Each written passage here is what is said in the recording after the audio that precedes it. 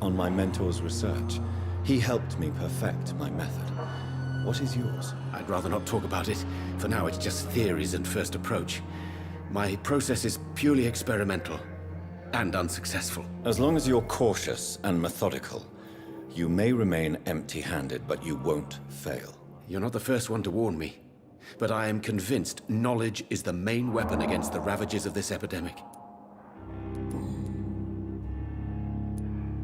What can you tell me about the Pembroke? Well, it has always been an honor to work with Dr. Swansea. But with your arrival, I can't think of a better opportunity to learn about blood transfusion. You seem quite optimistic. It's a rare and precious attitude in these difficult times. I'm convinced that this epidemic is a test of endurance and dedication for us men of science. Questions remain about our capacity to resolve the situation. True. Last summer, during the first wave of the epidemic, I used to joke with Milton about the extra work. We're not smiling now. Do you need help with anything in particular? Well, yes, maybe. I'm waiting for a batch of products I ordered for my personal research, yet my supplier seems to have vanished. Do you want me to play the errand boy for you? Oh no, Dr. Reed. But if you went personally to his shop, what with your reputation and all, he wouldn't dare to refuse the products I need. I see. Well, give me the address, for I may pass by if I have time.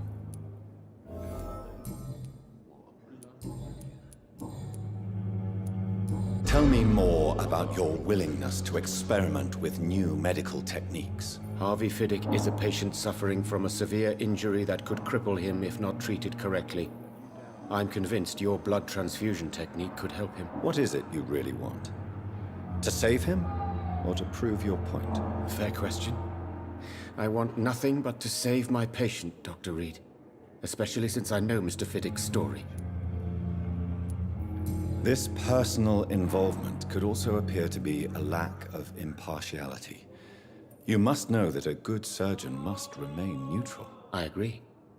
But that does not excuse Dr. Ackroyd's behavior. A man who did not even take time to converse with his patient. Do you think keeping his distance was a mistake? All I know is that I'm taking care of human beings with desires, hopes, and fears. Not some biological machine comprised of blood, bones, and flesh.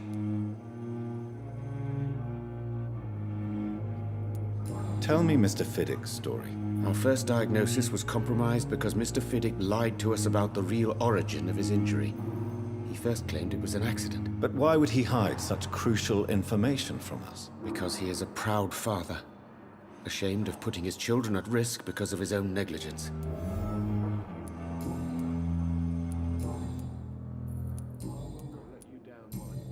Goodbye, Dr. Strickland.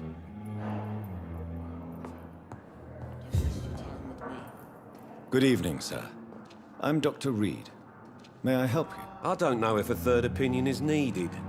Your colleagues are already arguing about my condition. I see. Would you mind telling me more about your situation? I'm Harvey Fiddick. All I want is to get me bloody arm fixed properly.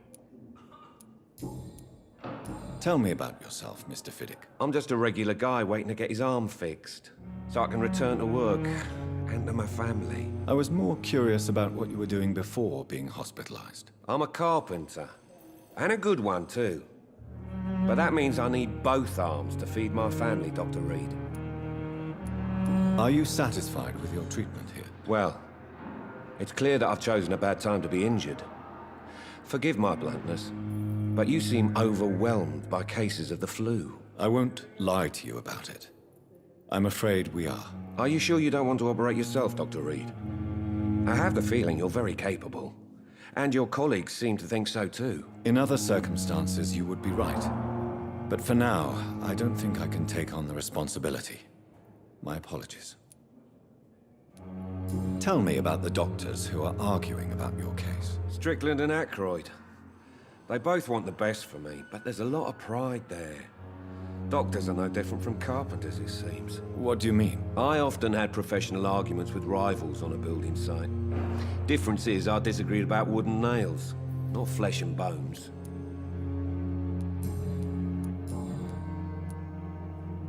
You seem worried about the safety of your family. And it's obviously the reason why your wound troubles you so much. I cannot give up on my children now. They both need me living. What about their mother, if I may ask? She died in 1915 during one of the first Zeppelin raids. We never found her body. Tell me about your injury, Harvey. Why do you feel so guilty about it? My wife died because of me. And now I may lose everything because I've been careless enough to hurt myself. What an arsehole.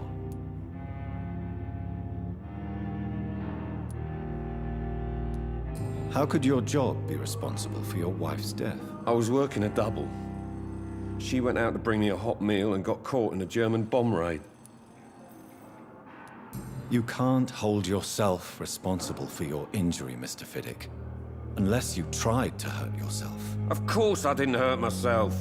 But I can't work until my arm is fixed. My children need to eat, Doctor. Tell me more about the death of your wife, Harvey. 1915. I was in the army. Building workshops for the Royal Flying Corps. Helen was happy I wasn't sent to the front. What happened? The Germans sent Zeppelins to bomb the construction site, but they missed their target. My wife was bringing my dinner when the bombs fell. I'm sorry for your loss. So many died during the bombings. I served in France and witnessed the carnage there. I would like to say that she didn't suffer. Truth is, I have no idea. I just know that I'm all that me kids have. Poor little bleeders. How are your children after losing their mother? They were smaller then. The only good thing about this is my Helen didn't bring them with her that night.